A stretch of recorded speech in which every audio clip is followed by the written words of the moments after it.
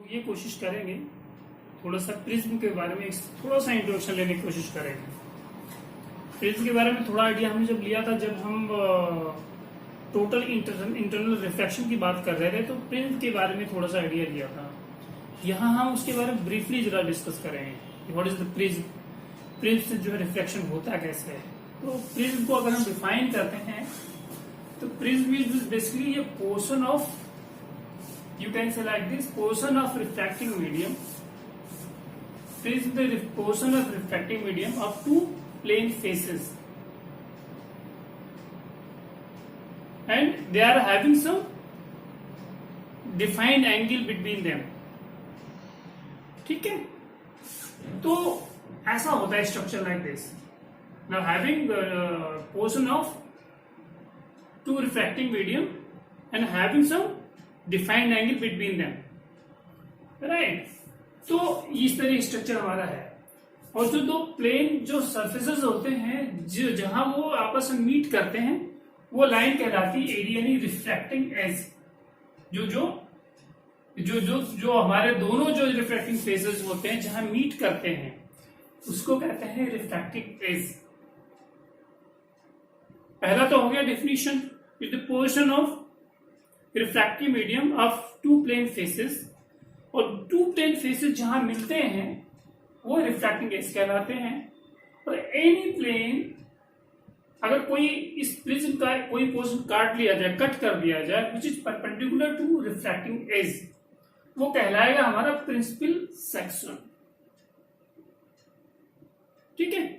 और इसका जो बेस होता है हमारा, जिसमें दो फेसेस अगर हम बात करते हैं, तो हमारे एक फेस तो हो गया A B E D, right. एक फेस तो ये हो गया, और इसी तरीके दूसरा फेस क्या हो जाएगा, ए बी सी एफ। दो फेस हो जाएंगे हमारे, और बेस हमारा होगा बी ई एफ सी। ये थोड़ा सा डिफिनेशन है प्रिज्म के बारे में, है राइट। तो थोड़ा इसके आगे फर्दर हम पढ़ेंगे कि रिफ्लेक्शन कैसे होता है। डिफिनेशन थोड़ा जानना इसलिए जरूरी है कि इसका कभी कभी यूज करते हैं। What is the refracting edge क्या होता है। Refracting is the line which connect two plane faces. Refracting जो फेसेस होते हैं उनको कनेक्ट करता है।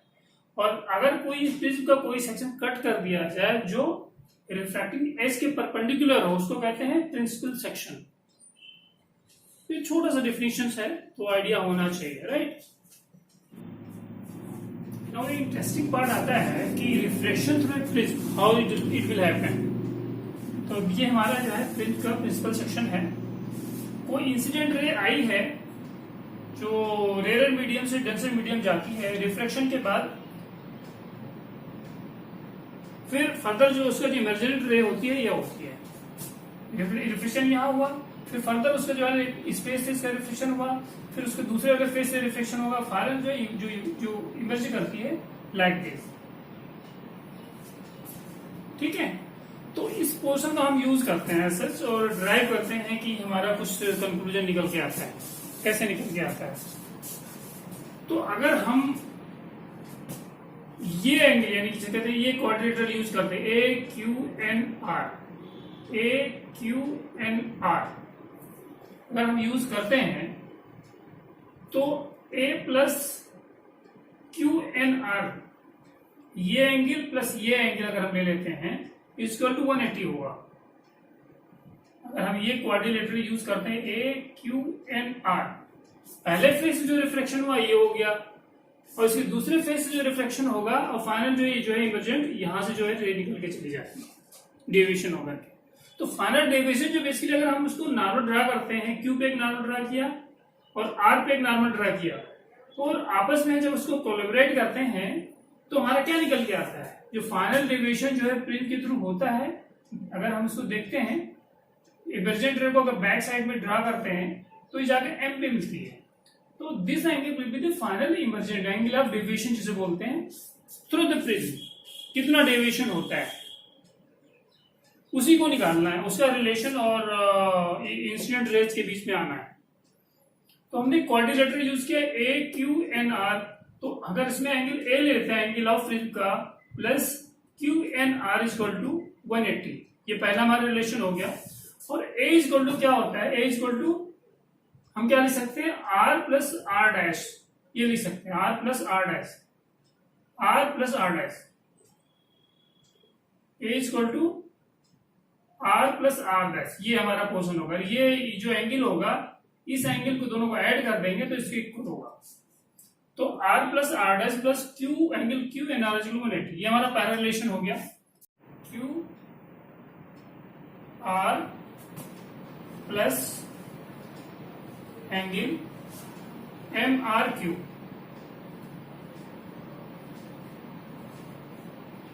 ये निकल के आ सकता है।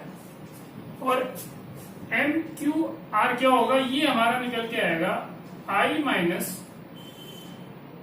Are plus angle M R Q, M R Q, ये निकल के आएगा I dash minus R dash, right. इसको हम अगर सॉल्व करते हैं, delta equal to I plus I dash minus R, common ले लें आप, तो आर प्लस आर डैश, ऐसा हो सकता है, राइट। और इसको ऐसे भी तरीके सॉल्व कर सकते हैं, I plus I dash equal to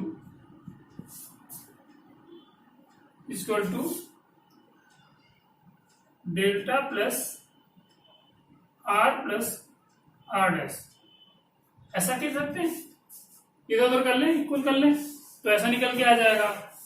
और इसको हम ऐसा लिख सकते हैं, I plus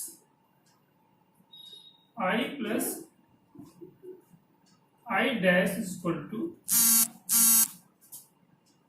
delta plus A. ये रिलेशन जो हमारा निकल के आया है, addition of incident ray plus emergent ray equal to angle of deviation plus angle of pressure, ये हमारा जो रिलेशन निकल के आता है। रिफ्रैक्शन का जो फॉर्मूला होगा, जो रिफ्रैक्शन थ्रू द प्रिज्म, तो angle of addition of angle of incident और plus angle of incident, this one and this one is equal to angle of deviation plus angle of pressure. ये रिलेशन बहुत important आता है, ये relation निकल के आता है। तो बहुत मुश्किल काम नहीं है, इस रिलेशन को कैसे डेवलप करना है थोड़ा आइडिया होना चाहिए कि रिफ्लेक्शन थ्रू प्रिज्म होगा तो हमारा रिलेशन कैसे बन के निकल के आएगा।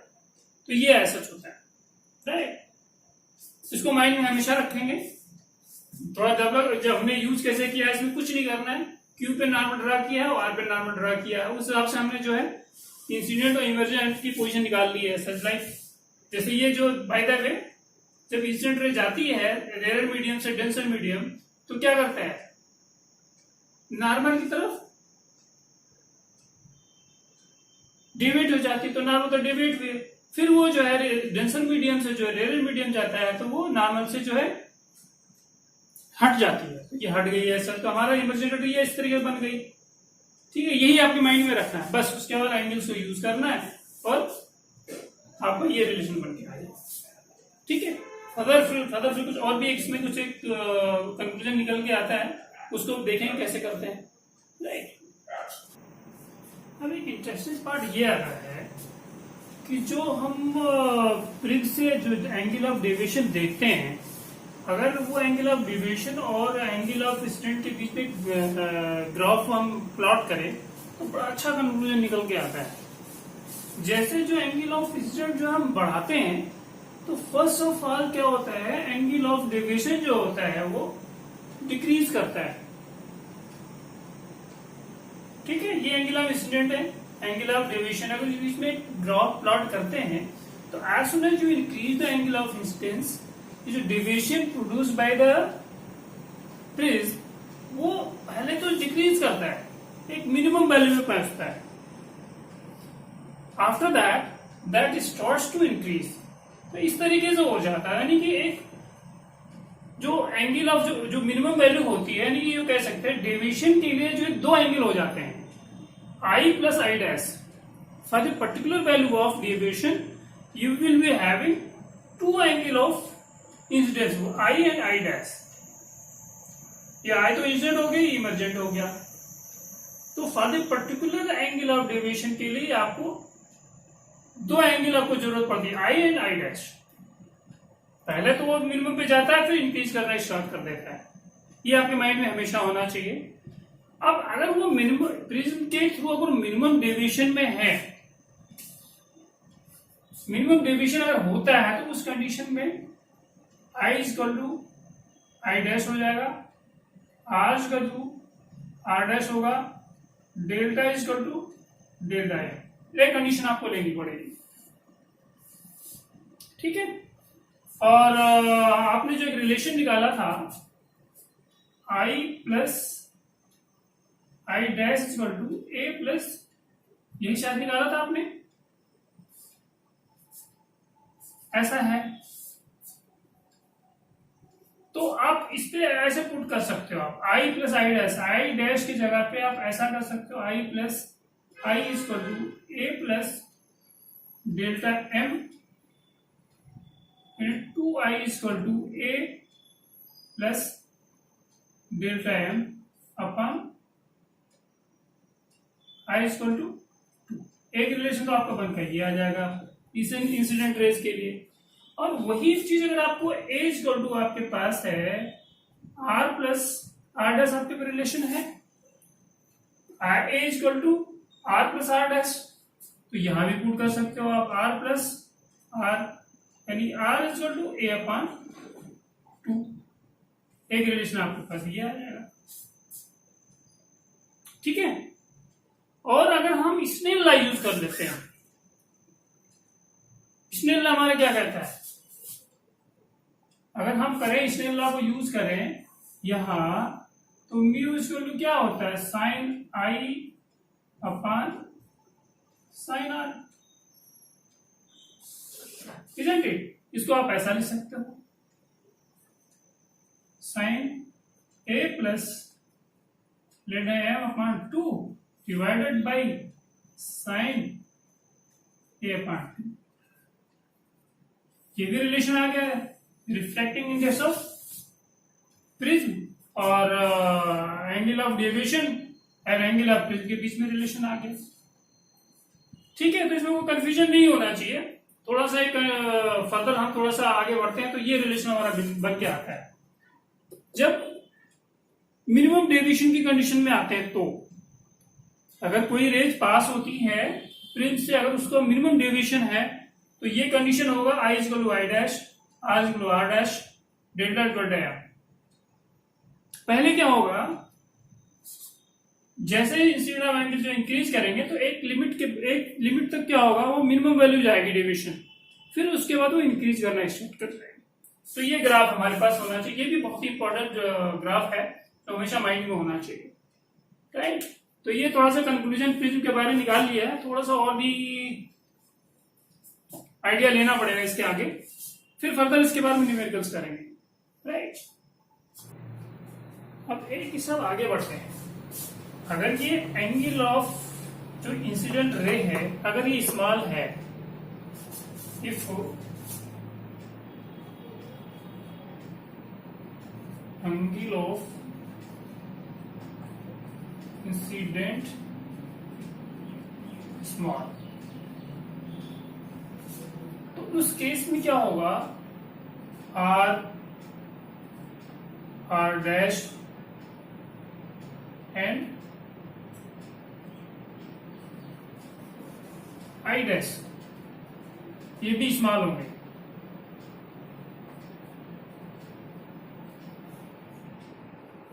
इस केस में अगर हम स्नेल लॉ के यूज करते हैं, तो म्यू इक्वल टू कितना होता है, साइन आई अपॉन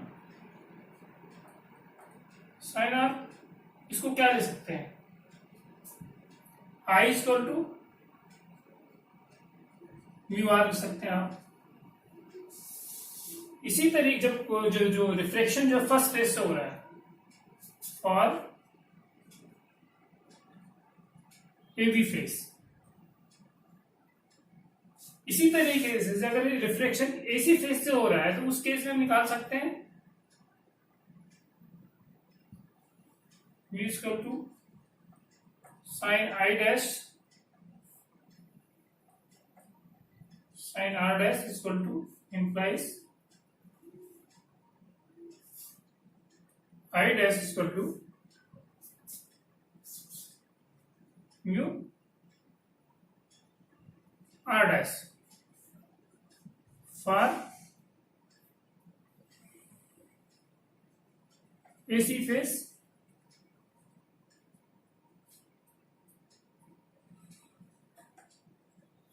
ये तो कह रहे हैं हम ना, अगर ये जो है इंसिडेंट रे का जो एंगल है आई अगर हमारा स्मॉल है तो ये आर डैश आई डैश ये भी सारे स्मॉल होंगे। उस केस में हमारे पास ये फॉर्मूला निकल के आ जाएगा। और हमारे पास जो फॉर्मूला था क्या था हमारे पास, I plus I dash equal to A plus delta deviation वाला। तो हम इसे डेल्टा निकाल सकते हैं, आई प्लस आप ऐसा कर सकते हैं, डेल्टा इक्वल टू क्या कर सकते हैं, I plus I dash minus ए, ऐसा लिख सकते हैं आप? नहीं, ऐसा तो हम लिख ही सकते हैं। और आई की जगह पे आप लिख सकते हैं mu R plus mu R dash minus है, ऐसा लिख सकते नहीं लिख सकते हैं? तो इसमें म्यू का मान ले लिया आप, तो ये कितना हो जाएगा, R plus R dash minus A, isn't it? और आपके पास R plus R dash equal to A होता है माइनस ए आप कॉमन ले सकते हैं, म्यू माइनस 1 यानी कि deviation equal to mu minus 1 into A. It means if incident ray जो रे है अगर वो आई जो स्मॉल होगा, या ये कह सकते हैं आप, तो आप उस केस में क्या होगा, जो डेविएशन होगा वो जो है इंसिडेंट जो है रे पे डिपेंड नहीं करती है, केवल जो रिफ्रैक्टिंग इंडेक्स पे डिपेंड करती है। ठीक है, तो आप कहने के मतलब जैसे ही जो है अगर इंसिडेंट रे का एंगुलर स्मॉल होता है तो उस केस में आपका रिलेशन निकल आता है। आप ऐसा भी कह सकते हैं कि अगर एंगल ऑफ प्रिज्म स्मॉल है तो जो डेविएशन होगा वो इंसिडेंट रे पे डिपेंड नहीं करेगी, वो केवल जो है refracting index of the material use for making prism उस पर डिपेंड करेगी। इंसिडेंट अगर वो प्रिज्म एंगल स्मॉल है तो राइट, तो ये वेरी गुड कंक्लूजन निकल के आता है। ये भी आपको माइंड में रखने की जरूरत पड़ेगी। रिलेशन हमारा आता है, क्वेश्चन में लिखे रहेंगे आपके पास, delta equal to mu minus 1 into A. ये रिलेशन आप इसी फिगर को यूज करके निकाल सकते हैं, right. Now one interesting topic जो है प्रिज्म में आता है हमारा, dispersion of light. What is dispersion of light? Suppose कोई नैरो बीम ऑफ सनलाइट है, अगर उसको किसी प्रिज्म से पास करते हैं और उस ऐसा अरेंजमेंट करते हैं कि इमर्जेंट जो रेज होती हैं उनको स्क्रीन पे लेते हैं, तो हमें 7 कलर का जो बैंड्स मिलता है, बैंड ऑफ 7 कलर्स। तो अगर उनको हम अगर ऑब्जर्व करते हैं तो रेड कलर की जो बेंडिंग सबसे कम होती है एंड वायलेट कलर की जो बेंडिंग होती है वो सबसे ज्यादा होती है। तो दिस काइंड ऑफ जो फिनोमेना होता है like splitting the white light into component colours when it is pass from A refracting medium is called dispersion of the light, right. तो प्रिज्म के थ्रू डिस्पर्शन हमें ऐसा मिलता है। और व्हाई इट हैपेंस, हमें पता होना चाहिए कि जो लाइट्स होती हैं उनकी जो कंपोनेंट कलर्स होते हैं उनकी डिफरेंट वेवलेंथ्स होती है, राइट। रेड कलर्स का जो वेवलेंथ ज्यादा होती है, वायलेट कलर्स की वेवलेंथ सबसे कम होती है। दैट्स वाई जो बेंडिंग जो होता है बेसिकली क्या होता है, ये refracting index of the material पे डिपेंड करता है।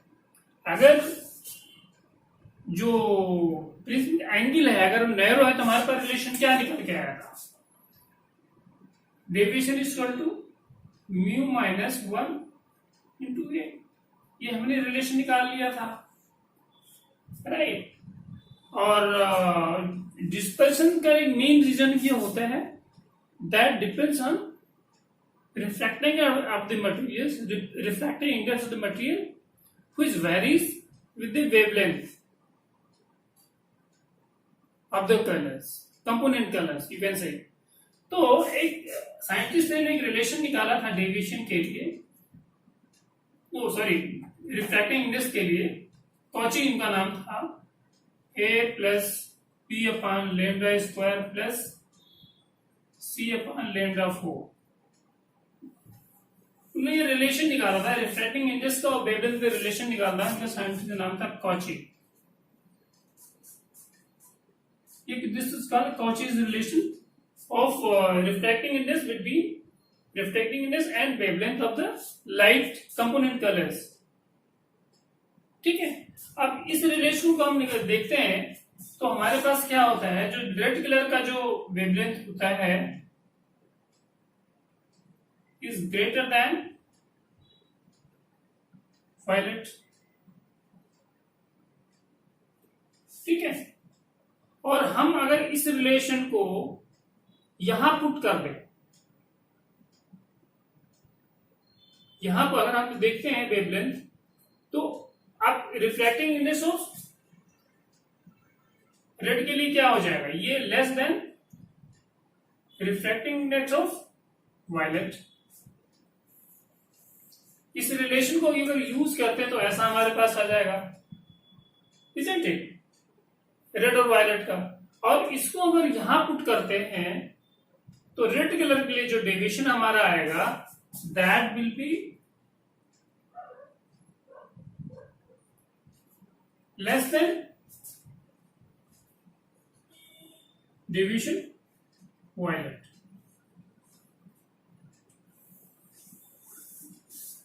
ठीक है, तो कहने का मतलब ये है अगर अब कुछ मीडियम की बात करते हैं, डिस्पर्सिव मीडियम है नॉट डिस्पर्सिव मीडियम, तो हमें पता होना चाहिए जो लाइट्स होते हैं, जो कंपोनेंट कलर्स होते हैं, उनकी डिफरेंट स्पीड होती है डिफरेंट मीडियम में। वैक्यूम में जो है कोई डिस्पर्सन नहीं होता है, लाइट सेम स्पीड से पास हो जाती है वैक्यूम में, तो वो नॉन डिस्पर्सिव मीडियम कहलाता है। डिस्पर्सिव मीडियम वो होता है जो कंपोनेंट कलर्स को डिस्पर्स करता हो, उसको डिस्पर्सिव मीडियम बोलते हैं। जैसे प्रिज्म हो गया, ग्लास हो गया, राइट। तो ये थोड़ा सा आइडिया हमें होना चाहिए कि डिस्पर्सन ऑफ व्हाइट लाइट क्या होता है और why it happens due to refracting index of colors which varies, reflecting of the material which varies with the wavelength of colors, component colors you can say। मतलब 7 colours होते हैं, red, orange, yellow, green, blue, indigo and violet. इसको बोलते हैं ग्योर बोलते हैं, like VIVGYOR, इस तरीके से होता है। तो ये माइंड में हमेशा होना चाहिए, dispersion of colours, dispersion of white light by the prism, और वो डिफिनेशन हमने देख लिए, और व्हाइट हैपेंस ये देख लिया है सच, तो उसमें कोई कंफ्यूजन नहीं होना चाहिए, राइट। एक थोड़ा सा एक पॉइंट और रह गया, उसको भी समझाने की कोशिश करते हैं कि डिस्पर्सिव पावर होता है क्या है, ठीक है। इस पे भी हम देख लेते हैं, थोड़ा सा पॉइंट है, उसके बाद इसमें न्यूमेरिकल्स करेंगे, राइट। और एक लास्ट टॉपिक आता है प्रिज्म में कि what is the angular dispersion and dispersive power. इसको कैसे निकालेंगे? तो सपोज मैंने कोई जो बीम है, लाइट की बीम है, वो प्रिज्म से पास होती है, जिसके जो स्मॉल एंगल का प्रिज्म है। और जब इमर्जेंट रेज देखते हैं तो हमारा क्या होता है, हमारे पास रिलेशन आता था, क्या था, डेविएशन रेड के लिए कितना था हमारा, म्यू R-1 ए, वायलेट के लिए कितना था, अगर हम डिफाइन करते हैं तो -1, वायलेट के लिए अब ऐसा निकाल लें, दिस इज वायलेट के लिए हो गया। और अगर नॉर्मल की बात करते हैं, न्यूट्रल की बात करते हैं तो ऐसा कर लें, μ-1 × A। आप देखते हैं कि जो डेविएशन होता है रेड के लिए कम होता है, वायलेट के लिए सबसे ज्यादा होता है। तो this is angular separation, angular जो डिस्पर्शन होता है, this is angular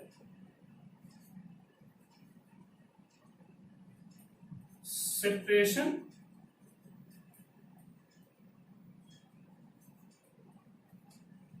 between extreme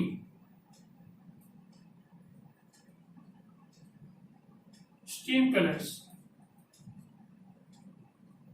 is called angular dispersion.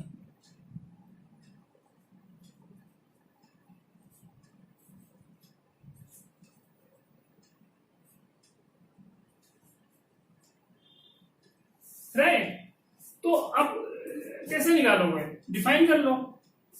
अगर हम इनको सॉल्व कर लें, इनको मिला के, तो कितना हो जाएगा, अगर एंगुलर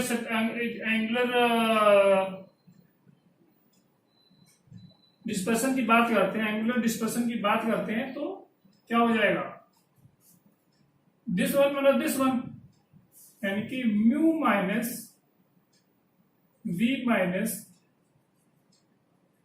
रेड इंटू ए, ये एंगुलर डिस्पर्सन का हमारा और फॉर्मूला आएगा। ए कट जाएंगे तो इसमें ये बचेंगे, ए कॉमन हो जाएगा, right. It means angular dispersion क्या होता है, बेसिकली दिस इज डिफरेंस, अगर उसको रिलेशन निकालते हैं तो refracting index of the material and angle of prism पे डिपेंड करता है एंगुलर डिस्पर्सन। वायलेट जो हो गया उसका जो है हो गया, उसके लिए हो गया रिफ्रैक्टिंग इंडेक्स, और रेड के लिए रिफ्रैक्टिंग इंडेक्स हो गया is the angle of prism, right. तो ये हमारे पास रिलेशन बन के आ गया, आपके पास ये माइंड में हमेशा होना चाहिए। एंगुलर डिस्पर्सन होता है क्या, this is angular separation between extreme colours, यानी वायलेट और रेड के बीच में जो सेपरेशन होता है उसी को हम निकालेंगे, इसको सेपरेशन में डेविएशन की बात होती है। तो अब क्या है, डिस्पर्सिव पावर कैसे निकालेंगे।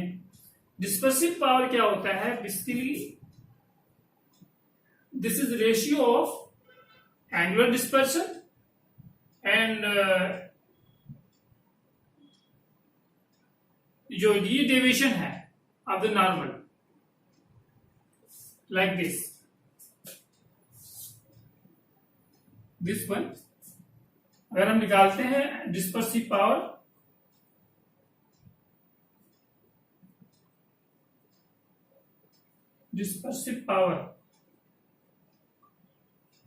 is the ratio of angular dispersion and angular dispersion of normal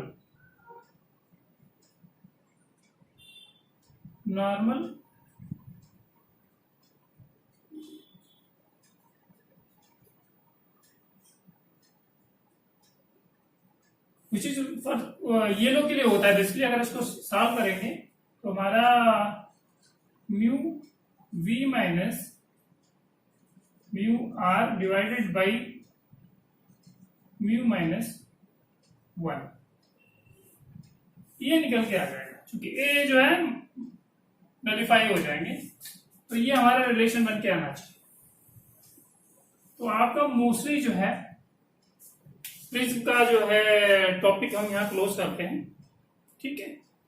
जो थियोरेटिकल पार्ट है, बेसिकली थियोरेटिकल पार्ट मोस्टली इससे ज्यादा नहीं होता है, कुछ क्वेश्चन इससे पर आ जाते हैं, एंगुलर डिस्पर्सन निकालना होता है और डिस्पर्सिव पावर भी निकालना हो जाता है कभी कभी, ठीक है।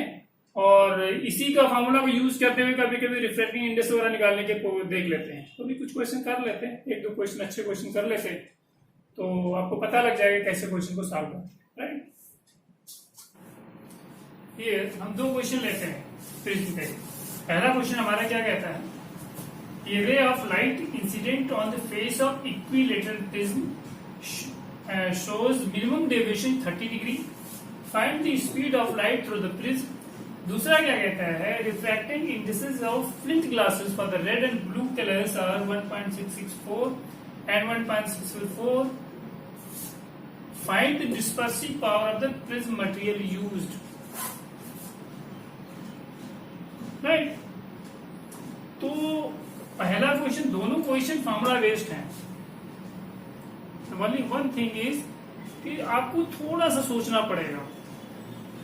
हमने जो रिलेशन निकाला था इसमें देखिए, a ray of light incident on the face of equilateral prism shows minimum deviation 30 degree.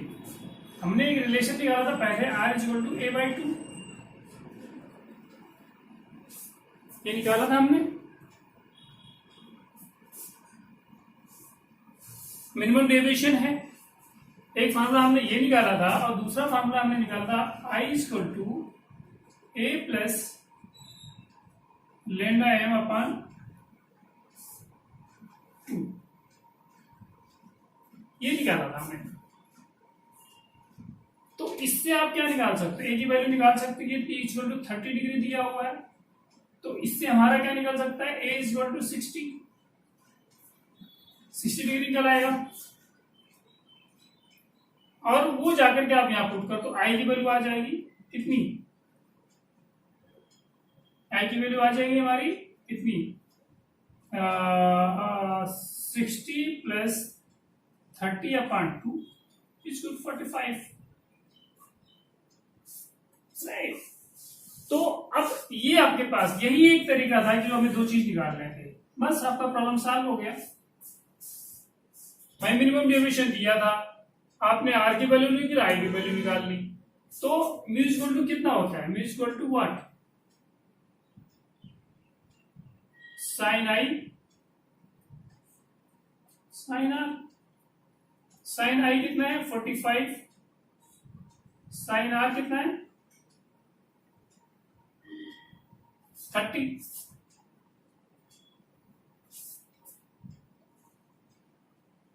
ठीक है, इसको आप सॉल्व कर लो, 1/√2 इंटू डिवाइडेड बाई, तो इंटू साइन 30 की वैल्यू रखोगे तो ऊपर जाएगा, तो ये 2 हो जाएगा, 1/2 होता है साइन 30 की वैल्यू, तो 2 हो गया, इसको √2 हो गया, म्यू की वैल्यू आपका आ गया। अब कुछ बचा ही नहीं इसमें। हमारे पास रिलेशन क्या होता है, refracting index of any material क्या होता है, speed of light in the vacuum,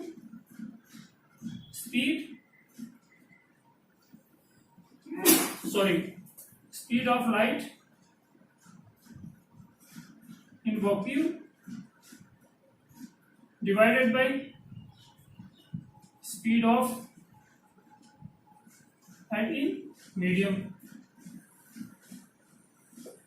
right. यही तो फॉर्मूला है, हमने म्यू की वैल्यू अपनी निकाल ली, स्पीड ऑफ लाइट जो है आप वैल्यू पुट कर दोगे, ये इसको रख दो √2 इक्वल टू 3 इंटू 10⁸, ये पूछ रहा है, बस सॉल्व कर दो, आपका क्वेश्चन सॉल्व हो गया सर। जो आपको सॉल्व करने पे आ जाए तो आपका सोल्यूशन हो गया, ठीक है। थोड़ा ट्रिकी था और थोड़ा समझने पे फॉर्मूला बेस्ड क्वेश्चन है, मैं ज्यादा डिफिकल्ट लिया नहीं है बेसिकली, ठीक है। मोस्टली इसी तरह के क्वेश्चन आते हैं, इसमें अगर प्रिज्म पे देखते हैं तो ज्यादा डिफिकल्ट क्वेश्चन नहीं आते, बल्कि वन थिंग कि फॉर्मूला आपको क्लियर होना चाहिए। दूसरा क्वेश्चन कहता है refracting index of flint glasses of red and blue colours are this one and this one, find the dispersive power of prism material. Disturbance का होता क्या है, यही तो होता है हमारे पास, एंगुलर जो एंगुलर डिस्पर्सन होता है, एंगुलर डिस्पर्सन पहले निकालो आप, एंगुलर और तो यही तो होता है, dispersion divided by mean deviation.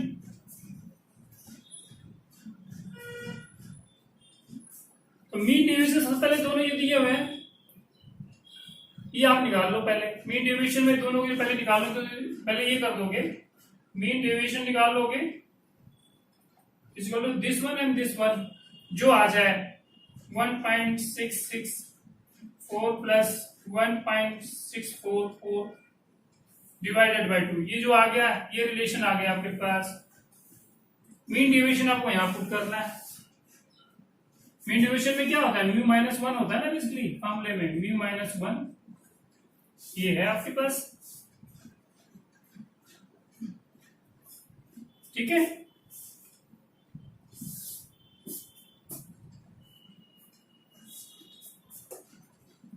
यही आपके पास रखना है। तो यहां आपको जो है ब्लू, रेड एंड ब्लू,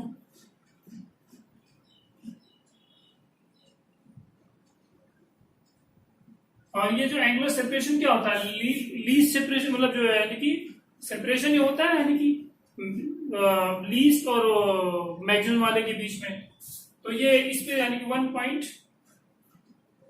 क्या हो गया, एंगुलर सेपरेशन डिवाइडेड बाय क्या है, दिस वन। तो क्या हो गया हमारा, mu blue minus mu R divided by mu minus 1। ये आपके पास फॉर्मूला रखना है। ब्लू वाला रख दे, रेड वाला रख दे, ये मीन आपने निकाल दिया है यहां से। जो वैल्यू आपकी आ जाएगी वो आपका सोल्यूशन हो जाएगा, राइट। तो कोई मुश्किल नहीं है, ओनली वन थिंग इज कि थोड़ा सा कंफ्यूजन वाली बात हो जाती है, यहाँ थोड़ा ट्रिकी है। मीन डेविएशन आपको निकालना पड़ेगा। मीन डेविएशन आपको दोनों को एवरेज करना पड़ेगा, this one and this one, वो आपका आ जाएगा, यहाँ पुट कर देंगे म्यू की जगह पे।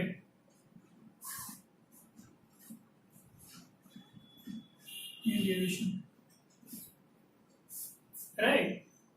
Angular dispersion and mean deviation जब पुट करोगे तो ए तो कट जाएगा, तो आपका ये रिलेशन बन के आ जाएगा, इस पे आप निकाल लोगे। ये मीन आप कह सकते हैं, मीन जो उनका होगा, दोनों रिफ्रैक्टिंग इंडेक्स है उनका मीन निकालना पड़ेगा। Mean refracting index, mean refracting index, mu निकालना पड़ेगा। दोनों को एवरेज कर डिवाइड कर 2 कर दोगे, डिवाइड करोगे तो मीन निकालना पड़ेगा म्यू। ये मीन है, मीन रिफ्रैक्टिंग इंडेक्स ऑफ 2। फिर ये ब्लू के लिए और रेड के लिए हो गया, इसमें इक्वेशन पुट कर दोगे तो क्वेश्चन सॉल्व हो जाएगा, ठीक है। तो छोटे से है, थोड़ा सा आपका समझने की बात है। ये थोड़ा ट्रिकी क्वेश्चन था, इसमें थोड़ा समझने वाली बात है। ये बहुत मुश्किल नहीं था, ओनली वन थी कि आपको मीन निकालना था, मीन निकालने के बाद ही प्रॉब्लम सॉल्व हो पाएगी, ठीक है। तो प्रिंस के पार्ट हम खत्म कर देते हैं, कि फर्दर देखते हैं फिर, और नेक्स्ट वीडियो में क्या होता है। अभी क्वेश्चन इसमें बहुत बनते हैं, थोड़ा सा आपको प्रैक्टिस करनी पड़ेगी। अभी तो हम इनिशियल लेवल पे हैं, ठीक है।